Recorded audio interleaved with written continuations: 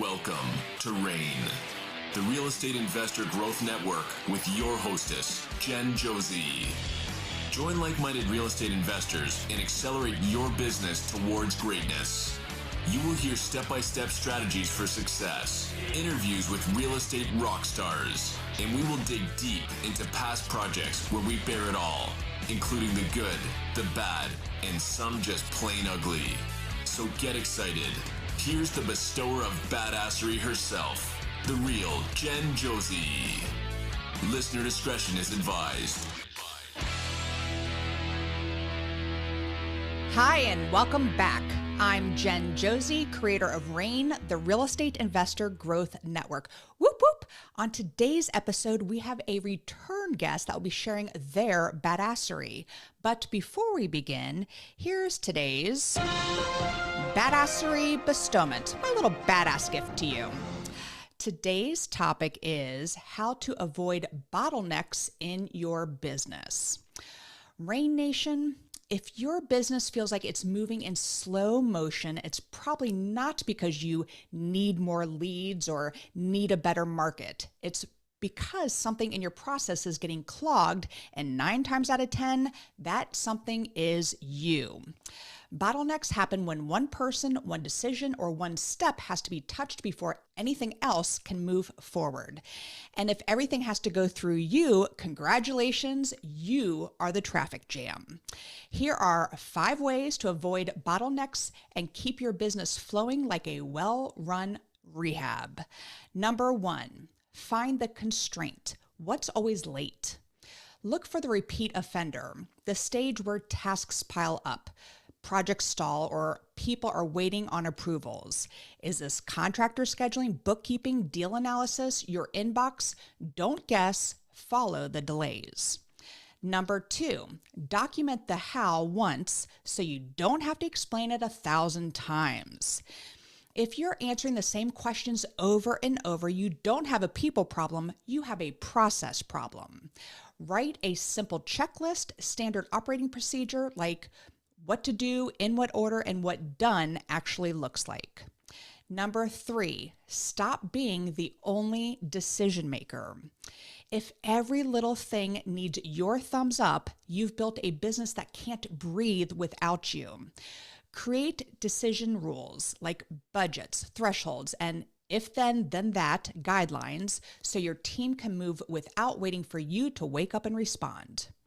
Number 4, batch your work. Bottlenecks love distraction. Set time blocks, maybe approvals at 11, calls at 2, admin at 4. When you bounce between tasks all day, you're slower, sloppier, and you create delays for everyone else. And number 5, delegate the repetitive stuff first. The fastest way to unclog your business is to hand off the repeatables like scheduling, follow-ups, data entry, vendor check-ins, posting, file organization. If it happens weekly, it's stealing your bandwidth.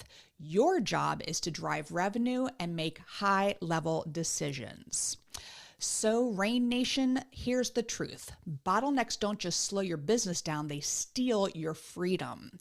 And you don't get into real estate to build a job that owns you. Pick one area where everything gets stuck, fix it this week, and watch how fast your badass business starts moving again. Now, on to today's episode of the Real Estate Investor Growth Network podcast. I'm thrilled to welcome back to the show Bob Lachance, a nationally recognized speaker, mentor, and trainer who helps entrepreneurs and real estate investors build bigger businesses through automation and outsourcing. Bob owns 4 businesses, helped start one of the nation's largest real estate coaching programs, and he's been in the trenches as an investor since 2004, racking up over 1,500 real estate transactions along the way. And get this, before real estate, Bob was a hockey guy.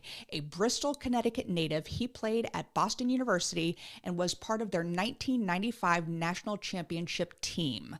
With only 2 classes left to graduate, he left BU to chase pro hockey, playing 4 years in the US and 4 years in Europe. When that chapter ended, he reinvented himself at the ripe age of 30, self-educating in real estate, and built a business machine that's helped thousands of investors scale without burning out. Today, Bob is owner of REVA Global, a company that provides trained real estate virtual assistants to help investors and entrepreneurs do more while working less. If you're a fatigued entrepreneur, bootstrapped and trying to scale, or you just want to outsource the heavy lifting, especially acquisitions and operations, this conversation is going to be pure gold. It's my pleasure to have him back on the show. So welcome, Bob Lachance. Oh, Jen, thanks for having me back. I like the video rather than just last time, and this was not in video, so no, I do appreciate the video. Finally sucked it up. I'm like, okay, YouTube, I'm coming for you. Now I just got to figure out how to grow listeners, and I get those people all the time, probably virtual assistants saying, I see you do great videos, and I'm like, yeah, you found me. Anyway, so you've had several chapters in your life, hockey, then real estate. So looking back, what do you think prepared you the most for entrepreneurship? Whew. You're going way back now. Now I'm Way aging back. myself. Well, at least last time we were on this call, you didn't see my white hair. So now, And did you ever finish those 2 classes, by the way? I did not. I did not. You don't need them. I probably should, since I have 3 kids. One of them's in college right now, to show as an example. But I don't see that happening. I'm 52 years old now, but it is what it is. But anyway, what was the question again? So how did all of your background prepare you for entrepreneurship? All right, gotcha. So, I mean, you start looking back at sports, right? Sports was my entire background. I think, you get beat up every single day. You have to deal with teammates. You have to deal with coaches. You have to, work through a lot of challenges. So I think all of that stuff kind of compounds on top of each other. And a lot of examples or a lot of experiences that you go through as an athlete, you deal with as a business person. So it's part of the game, but I think that is exactly what kind of gets you, or got me, getting ready to get beat up, because in business you do get beat up sometimes. You got to dust yourself off and get back up. That is so true. And I love how sports actually really contributes to the success of, I was a basketball player growing up, and, having to do that teamwork, I do really think it's put a lot of value into being an entrepreneur and learning how to work with people and how to communicate and do all that. So you worked with, am I allowed to say the company that you worked for? Okay. Absolutely. Because it was where I received my education. You worked for Fortune Builders, and tell me how you got involved with them. I mean, you started in real estate, and then you ran the education portion of it, didn't you? Yeah. Yes. Yeah. Well, we're not going to tell the story that we talked about before getting on this call, Okay. but because you and I obviously met before this when I was with Fortune Builders, you were a student as well. So, which were awesome times, awesome events, which I do miss. But so getting back to your question, back in 2000, so I started in 2004. This is when Than, Paul, and Conrad, who own Fortune Builders, were also investing. So I was doing a lot of short sales, some rehabs, and Than would call me call me very often, because we were not competitors, because we wholesale them properties because they were doing a lot of rehabs. And every time he had a short sale, let's use Bank of America as an example. He'd call me up and he'd be like, hey, Bob, we got this deal, and we walked through the deal.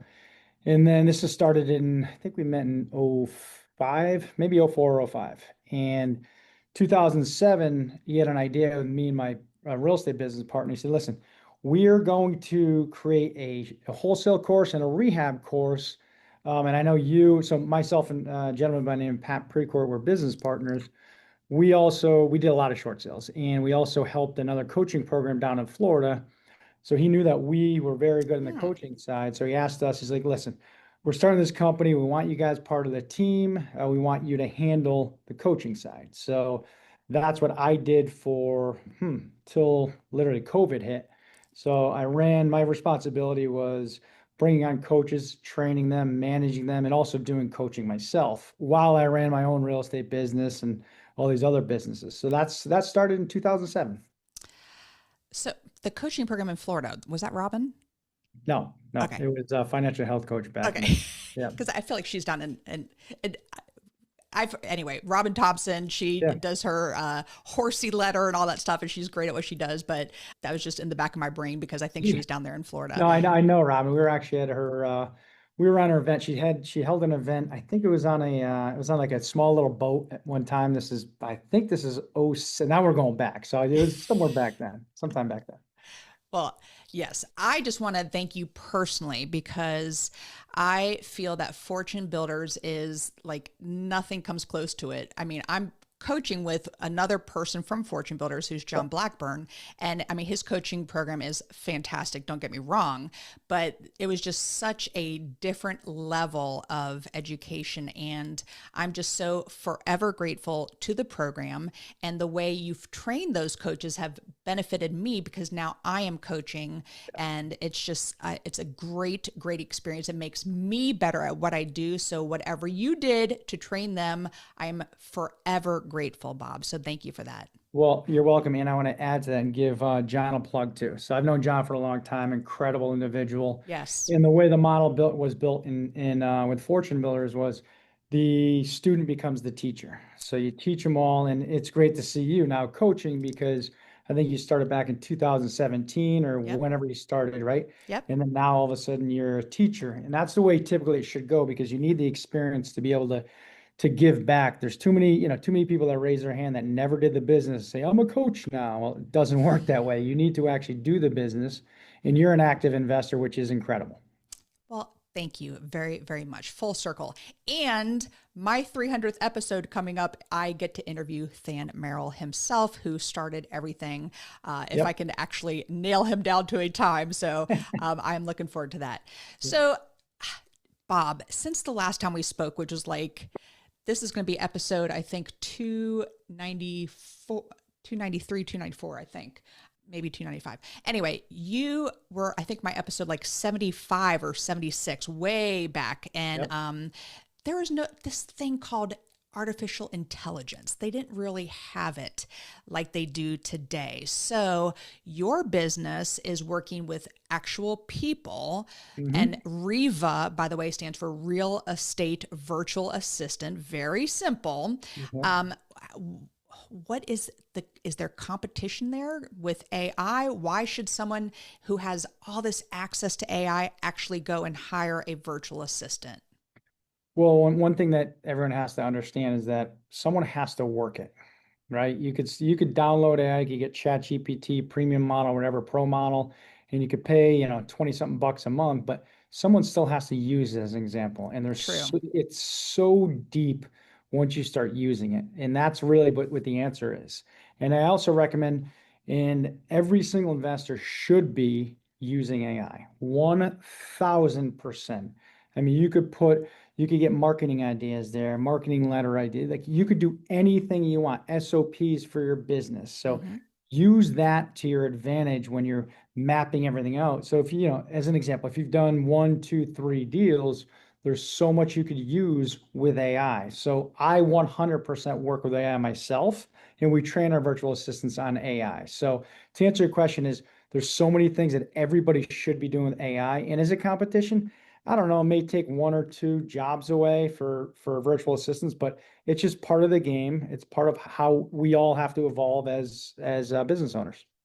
Well, I like REVA Global because it's a little bit more expensive hourly pay that you pay them, but they are all trained in real estate. So how has this evolved over time, and why is it important for someone? Because my Badassery bestowment was talking about bottlenecks. So how would working with REVA Global help with their business?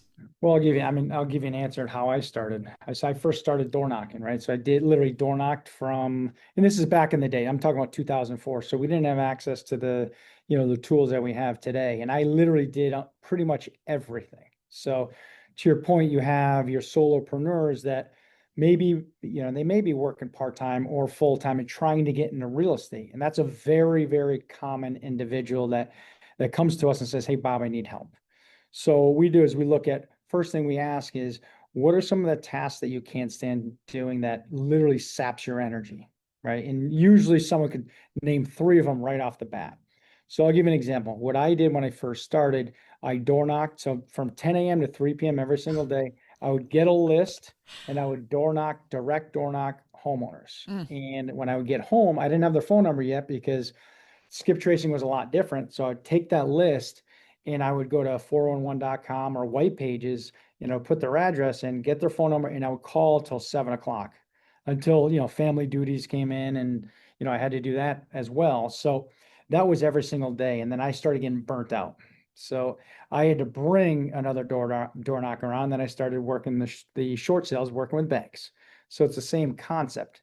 Again, I was the bottleneck till I brought in the other door knocker. So for the individuals that are, doing direct mail, working full time, and not being able to answer phones, there's another bottleneck, right? So then you could add a virtual assistant to answer phones or to lead gen, right? There's a lot of different lead generation activities you could actually do to pass it off, right? So I used to hammer the phones all day long, and that would beat me up. And so you start looking at those little tasks that burn your energy, that you don't do consistently. Social media. I mean, look at this podcast, and I use this example a lot. Right when we get off this podcast, I'm assuming that you're not going to be cutting up every video, putting it on YouTube, putting it on Instagram, putting it everywhere. You're going to send it off to your virtual assistant. They're going to cut it up. They're going to work with AI to help you do it, and they're going to be posting all over the place. So those are things that burn you out, that you also use a virtual assistant with AI. And I'm glad you brought that up, because just prepping the questions for this interview, I had to figure out the prompt in AI, where that's something where I could pass off to a virtual assistant and say, here's his bio and his key talking points, put it together. And anyway, so that again, because it's not that we're giving up AI, it's we're just using it at a different level. So you use it as a tool. That's what I always say. Correct. AI is a tool to use. So it's kind of like a CRM. You have to use your CRM as a tool to where you put your leads in, to where you follow up, to where you organize everything. AI is the same thing. It's a tool to get you what the end result is. And these are actual people that are calling on the phone. And can you go into the heavy lifting portion? I think it was more of the, I have it written down here, because again, AI wrote so many damn questions I can't find the heavy lifting part, which was more about acquisitions and operations. Can you tell us what that looks like working with virtual assistants to take over that heavy lifting? Yeah, I mean, there's so much stuff that you can do with task-wise in your business. So for instance, if it's lead follow-up, because here's what happens. And I know we have a lot of individuals that either have done 1 to 10 deals, let's just say, right, that fall in a category. Yep. I know you coach on buying, holding, rentals, etc. So if I'm a buy and hold investor and I don't have time answering the phone, that's heavy lifting. I don't have time to follow up with seller leads that come in. That's heavy lifting, right? Because your time is only limited. You only have so much time. And think about this. Every business needs the brand, needs the market. If you don't do that, then you're not going to start getting calls, because you have, consumers now that do a lot of research on no matter what business you are, they want you to show up somewhere. I mean, how many times have you check someone out online, and if they haven't posted recently, you're like, they're kind of, they're not serious. They're not really full-time investors, right? Or if their website is, 5 years old and still Correct. Says the same thing. Yes, exactly. With no blog posts, with no activity. So, consumers nowadays, they have this phone that's just a kind of it's a distraction. Yeah, It's just a terrible distraction that's sitting there. And if you're not on here, unfortunately, because I don't like doing it either, right? That's why I have a team that actually does all these postings. I don't do it. If I had to do it, I would not do it, right? Because it just does not give me energy to spend time cutting up this video and posting it, or, making comments on Facebook as an example, or posting stuff to Instagram, to YouTube now, etc. So that stuff for me, that's a bottleneck. And I am the bottleneck to your point number 2, I think it was, as your bottleneck at the beginning. Right. So where are your virtual assistants located? All my VAs are out of the Philippines. I started First company back in 2014. So we have two different sides of it. We have real estate side and we also have medical side. And the reason why I bring this up is because there are so many people who are like, oh, I don't want someone with a foreign accent talking to my people. Your people are trained so well and you cannot tell they're from the Philippines. So I just wanted to really bring that up. And I don't know how do you find them? Because they speak so eloquently. And so tell us a little bit about that, how you find your virtual assistants. Yeah, a lot of people don't realize that English is one of the primary languages in the Philippines. Exactly. So Yep. that's where individuals kind of don't get that first knowledge that we know, you and I know. So that's first and foremost. We also have a whole sourcing and recruiting team in the Philippines that, we do a lot of marketing over there, a lot of posting, a lot of interviews, which takes a lot of time to make sure that we get the individuals that you're talking about right now. All right. Going back to the struggling entrepreneur who I was telling you, my avatar is the person who is on the way to work right now, just, cursing, having to still work for the man. Because yours cost more than just a regular one that you would get off of Fiverr or something. And by the way, if you get a random virtual assistant, you have to train them. And that, again, is another bottleneck. Yours are already trained in real estate. So what's the best way for a newer investor who's kind of struggling financially to structure financing a virtual assistant from REVA Global? Well, we offer part-time, full-time. So I would say just start with a part-time virtual assistant. And we talk about this all the time, that anyone could go out and find their own VA. I mean, that's how I literally got into this business. I think you and I might have spoken about this, but when I was coaching with Fortune Builders, one of the main things and the reason why I started a company is because I was looking for some sort of service, some sort of product that could actually help students fulfill what we taught them. For instance, so if you have a student now and you say, all right, Jim, I need you to do these 3 things by our next call next week. And you realize that they don't do it because they had a lack of time, because they were working part-time, they're working full-time. They just didn't have the time to do it. So literally from 2008 to about 2013, I was looking for that service and product. And then finally I got introduced to what a VA was. So I got them on Upwork or wherever I got them.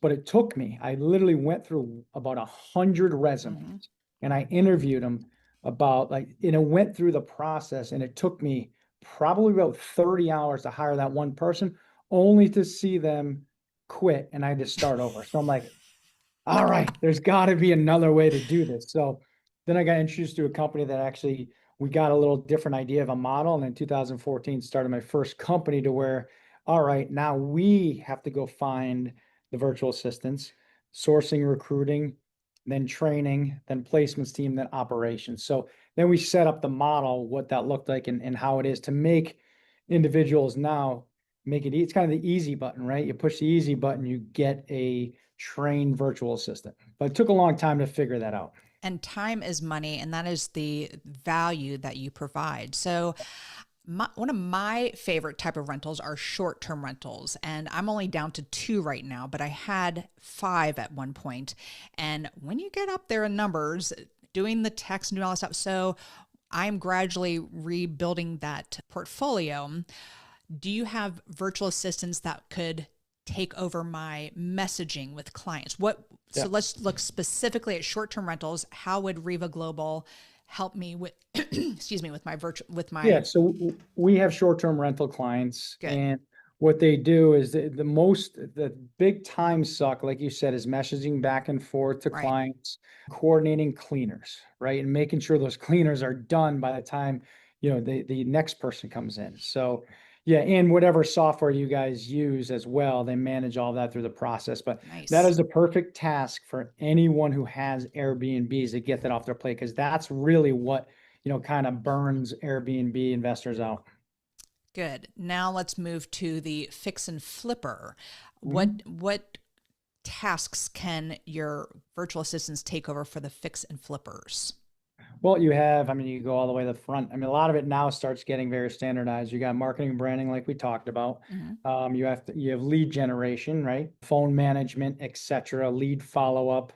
And then you also have on the rehab side, there's a lot of change orders. There's a lot of managing invoices, et cetera. So it'd be on the rehab side, on the construction side and accounting side, that a VA does a fantastic job of working with contractors or rehabbers. And is that through phone calls, through emails? How is that Both. organized? Both. Oh, So think about this. A virtual assistant, we're in a different world than we were pre-COVID, where people are like, well, I need someone in my office. Well, a lot of individuals don't have offices anymore. Everything is virtual. So right. you could literally have a virtual assistant sitting in the next town over. It's still a virtual assistant, even though it's still someone from America. Same exact difference. It's somebody who's not in your physical office. And then what about, going back to the fix and flippers, I have something under contract. Do they do any of the heavy lifting getting it to closing? So give me an example. I am under contract to buy a beach condo, which I'm going to today. No, I already own it, but I had to have all the communications, setting up the inspection. I had to. So the transaction coordinator, yes. Thank you. 100,000%. So that's what I thought you were getting to. I just wanted to clarify that. Yep. And we use virtual assistants in that aspect too as well. And we have a bunch of clients. A lot of real estate agents love using virtual assistants for that same exact thing because they have a lot of volume.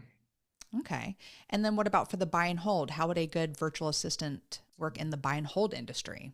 Well, it's kind of the same thing up front end. And then the back end would be, leases, lease renewals, all tenant communication. Really? So that's where that is huge. Oh, I like that. So it wouldn't replace a property manager though. No, not at all. Okay. Just It'd be working side by side because property managers get beat down all day long. Right. And there's a lot of different tasks you could property managers should be out in the field, right? Should be working out in the field. And there's so much admin work that goes along with property management that can be given off to a virtual assistant. So I want to get back into, because we just talked briefly on it, but I really want to nail this point. Why work with REVA Global over other virtual assistants? Well, to your point, I mean, we train our virtual assistants. I also use VAs in our own business. So, I'm from real estate. And I always say, if you're going to work with any company, mine or anyone else's out there, I would definitely vet who actually owns and runs the company because we're in a different world now. I think everybody should be using their own product or service. So that's what I would give. That's the advice I would give. So whether anyone works with us or not, the older you get, you become more of a mentor. So I'm giving that back. Anyone listening to this, definitely, if you look at our service and you say, hey, it just doesn't fit enough, call us, vet us out, call other companies, vet them out. So that's what I would do to look at that. But for us, I use my VAs in my own business, and I'm in the business. So I talk to individuals like yourself. I'm on other podcasts. I talk virtual assistant services every second of the day. So that's what I would do. I'd vet it. Very good. So this is a AI generated question here, but it's a good one. What is one automation or system you think every investor should have in place right now? Is it using AI or not AI? Let's tone that in. Let's do systems. Like, what is one system you think every investor should have in place right now? Because everyone can get their hands on AI. I think it depends what niche you're in. If it's buy and hold, I think you should have your marketing system set up. Here's why. This is what I realized really early. It's marketing. If it's not set on autopilot, it is exhausting. And if your phone stops ringing, you're out of business. Like, you can't be in business unless you have marketing that is consistently coming in. So I would say focus on automating marketing.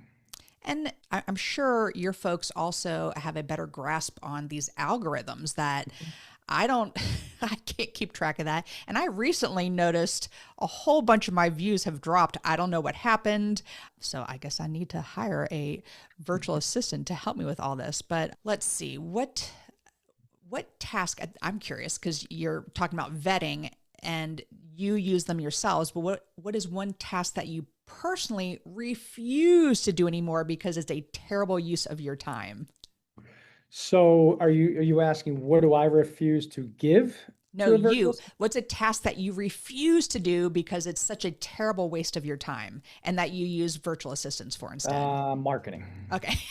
Marketing and branding, because for me, it's very, very tiring, right? So we could take a video. So I'll give you a perfect example. There's many investors that use virtual assistants. Like they will literally take their phone, they'll walk through a property, they'll identify it, and they'll just talk, and they'll go through and walk through the front door, what they're seeing. And the biggest waste of time is actually taking that video, uploading it, splicing it up, and just throwing it all over the place. Putting it on your website, going to social media. That for me is the biggest waste of my time, because I feel like it doesn't put money in your pocket. And for me, that's just a branding side of it that someone else can do it. I feel like you're talking directly to me. I would just love to pass some of this marketing off, and it is absolutely tiring. I just really enjoy doing it. I like designing things myself, but yeah, it's time for me to just pass that off. So for the Rain Nation out there listening, what is one thing that they can do besides marketing to buy back their time?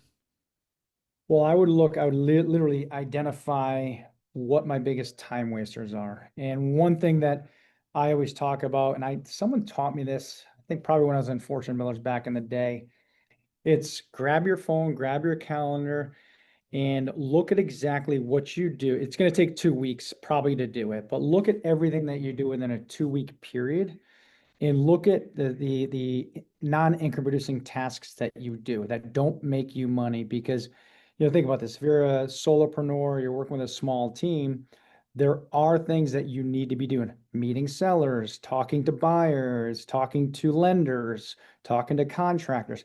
That's the stuff in the end that's going to make you money. Closing deals, right? You are the closer on your team. Those are things you need to start. Those are the things you need to do, but all the other stuff, get off your plate. And if you had a spouse like mine who feels like they have to do everything, what is a way to convince them that this is going to give their time back and just make life so much easier so that they can make those high level decisions and do the high money making tasks as opposed to the $10 tasks? How would I convince my husband to hire someone? And that's a very interesting question, because I know, he likes doing things himself, right? Yes. What I've learned, and I know what you learned through coaching, is that when people do things themselves, you're only limited to how much business you can do. So if you're happy with doing one deal a year or one deal a month or 10, if you want to now raise your goals, if you want to go from 10 deals to 20 deals, you can no longer do them all yourself, right? Because I'll give you a perfect example. So when I first started real estate, my first deal, this is what I learned. So before I got into short sales. So when I retired from hockey, I bought a book, and it was all about real estate, but not really all about anything. And it told me to farm areas. So I drove around areas, saw a property that was listed, made an offer, they accept the offer. And at this point, I thought I was a rehabber, because I didn't know anything about real estate. I didn't get introduced to, your program and buying and holdings and things like that. I didn't have that. This is back again in 2004. What I realized was I found a contractor, but I also was a gopher. I was back and forth to Home Depot, no joke, probably 3 to 4 times a day. And I worked 7 days a week. Took me 2 months to finish the project from start to finish. Did pretty well, but I was like, I can't keep doing this. So that's when I actually joined a local real estate association, met, my future business partner there, and just started building a team from there. I love me some Pat Precourt, by the way. He's such a great speaker too. I could listen to him all day long. So before we go into the second part of the podcast here, what is the best way for the listeners to get involved and find their own? Do they get one virtual assistant? Do they get a group? Like, how does it work if they want to start hiring virtual assistants through REVA Global? Yeah, I always say start with one. Okay. When individuals come to us, like, oh, I need 5 VAs. I'm like, no, start with one, because virtual assistants are an extension to your business. They're part of your business. So acclimating in I would start with one, especially if you're newer. I mean, we've had seasoned investors come and start with three because they knew exactly what they want them to do, whether it's acquisition, transaction coordinating, dispo, whatever that was, because they have all of their standard operating procedures in place. Their business been established. But if you're newer, I would start with one. So what if you don't know what direction to put them? Because I mean, I'm in short-term rentals. We do new builds. We have a construction company. We have a brokerage. So can I just have them as like an assistant to help me? I mean, it's literally virtual assistant. It's in the title, and then figure out where's the best place to place them. Yeah, 100%. What I would identify is what your business looks like first and foremost. So I would break up my business into marketing, branding, acquisition, disposition, transaction coordinating, and contracting, and then buy and hold. So I would literally map that out on a piece of paper, and I would put the tasks underneath there that are either admin work or stuff that drains your energy. And I'll break it down that way and then get on a call. We could get on a call with our team and get on a strategy session and talk through it just like that. And how do they get access to a strategy call? Just go to our website, which is REVA Global, REVA Global.com. And right in the front, literally says, book a strategy session. Perfect. Well, I want to move to the second part of the podcast here, which is what makes Bob Lachance a badass. And I use the acronym BADASS. And the first letter is B for book. What's a book that's made a huge difference in your life?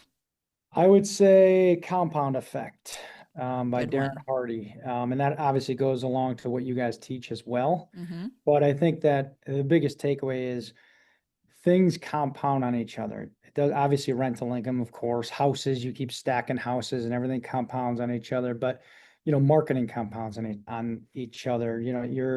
Your tasks that you do compound on each other. Like everything that you could think of compounds, your knowledge compounds. So it is just a great book. And the beauty of it, it's very, very thin and very easy to read. So, and there's a lot of takeaways on it. So that's what I recommend. I'm gonna have to dust that off and read that again. It's a good one to revisit. By the way, a lot of people always say Rich Dad, Poor Dad, and I have a women's book club in my neighborhood with all the ladies of the neighborhood, and so we needed a nonfiction book, and I'm like, Rich Dad, Poor Dad, and like, is that a parenting book? I'm like, yes. So I get to present that soon, Nice. and turn all of my lady neighbors into private money lenders and get them investing. So exactly. All right. The second letter is A for advice. You've given us great advice, but what's the best piece of advice you've ever received? I would say stop thinking and do, because, especially in this world, this industry, I know the frustration of talking to individuals that are just ideas people and that just don't do and say, hey, I'm going to get started then. I'm going to get started here. The sooner you get started, the better. So I would say, listen, take that first step and take action. It could be as simple as setting up an automated marketing system, right? It could be that. I'd say you have to take the first step forward, because, I've dealt with that in the coaching world for a long time. I no longer coach. I'm more of a mentor now for our people in our office and my VAs and things like that. But it's giving your wisdom. And the first step is you have to start. Well, as a coach, and you are a huge mentor to me, how do because that's such a struggle when I'm working with people, is because I tell them you've got to take massive action. So how do you convince now I'm just asking for me personally, how do I get that person to see that they need to just take action and stop being just in the background all the time? Well, I mean, it's like a broken record, right? When you say it every week, right? You say it every week. What you do is you almost become their accountability partner, right? So you say, listen, I want you to write out your goal and what you're going to do. I'll give you 3 things. So this is what I learned. If you write down 10 things, you're going to do 0. If you write down 3, you're going to at least do 1. So write down 3 things each week, what you're going to do. And then when they get on a call with you, Jen, then you can hold them accountable. What did you do? Why not? Oh, really? You didn't do that? You didn't have time to do that? I remember this is one of the coaches actually that ended up being a coach with Fortune Builders. And I did that same exercise. And he's like, well, I didn't have time to do it. I said, well, what'd you do on Saturday? Well, I went to my daughter's soccer game. I said, hold on. If you had time to go to your daughter's soccer game, I will promise you, you had time to set up that marketing campaign. That's all you had to do is call a direct mail company and set it up. Okay. And then we got him out of that, kind of the rat race. And now he's very, very successful. But it took that one little step to have him reframe in his mind that, hey, you're not going to miss a committed soccer game by your daughter, but you're still going to miss these tasks I gave you. And you remember, you paid for this coaching program. So I had to remember what you paid That's for. a good one too. Remember, you paid for this. Correct. So it's your job to push them. It's your job to push them. well, you are truly always the mentor to me. So thank you for that as a little side piece of advice. All right. The next letter in badass is D for, wait a minute, where am I? I have this totally written down here wrong. D for drive. Excuse me. What drives you to be successful? I don't know. I just think in the end, it's working with people that are in your office or that you work with that continue to grow. I think, you know what, for me, someone doesn't have to motivate me because I have motivation, right? And it's just when you set goals and you look at things that you want to accomplish in life, it's setting those little goals, whether it's weekly, whether it's monthly, and it's just attaining that. And then you continue to go. And I also look at this in this maybe, I don't know, the older you get, I look at now my father, right? Since he retired, his health goes down because he stopped thinking, he stopped working, he stopped like moving forward. And I know that's, kind of off topic of a podcast, but I think that's something that I really take to heart. The older we get, we have to literally keep our mind sharp. And that's why I do Wordle every day. I'm just saying I'm the Wordle champ. I missed it today though. That's anyway. All right. The second A in badass is for aspiration. I'm a big goal setter. What is a goal you are working on? Can be personal, can be business, doesn't matter. Yeah, I think it's as markets change, this year it's more sustaining what we accomplished last year. So for a goal right now, it's really looking at all of what we do for marketing, all of what we do for acquisition, et cetera, and just sustaining that because we are in an interesting market, right? You got to look at if you're in buy and hold, you got to look at rental rates in your area. Some areas they've gone down, so now you have to readjust what you're offering and make sure those deals are good. So for some of us, it's just sustaining what you actually had last year, and that's a win. So, I mean, I know some of us look at it differently, but I think sometimes it's actually very good in different markets to sustain.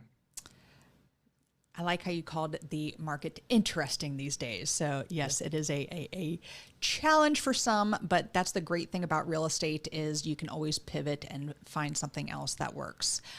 The first S in badass is for systems. You are definitely a systems guy, but what systems do you have in place to help you achieve success?